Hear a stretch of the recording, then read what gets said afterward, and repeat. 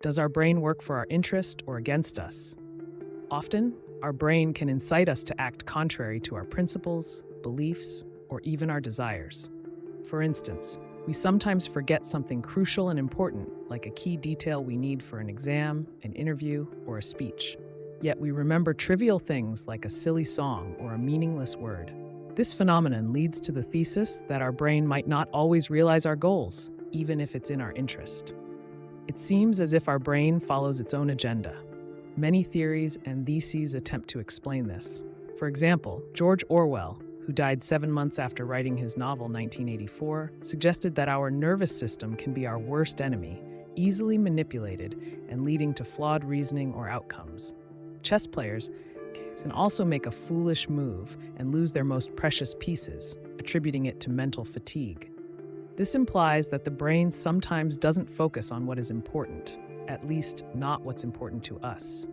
One defense for the brain's behavior is that it organizes information differently than we might expect. Firstly, it might organize information based on how frequently we need it. Secondly, our subconscious mind might fear that success could interfere with others' goals. A third possibility is that our brain has a collective agenda. This is supported by the fact that humans often have common dreams, such as being late for an exam or unable to write answers, or dreaming about unclean washrooms. This suggests that our brain prioritizes collective goals over individual ones. Moreover, anxiety can prevent us from sleeping before an important exam, or make us appear nervous and unconfident on a first date with someone we are deeply interested in. Another perspective highlights the role of our biases and how they can distort our perception and judgment. Social psychologists Gilovich and Ross emphasize that wisdom involves not just knowledge, but also insight and good judgment. This depends on understanding others' motivations and how they can be derailed.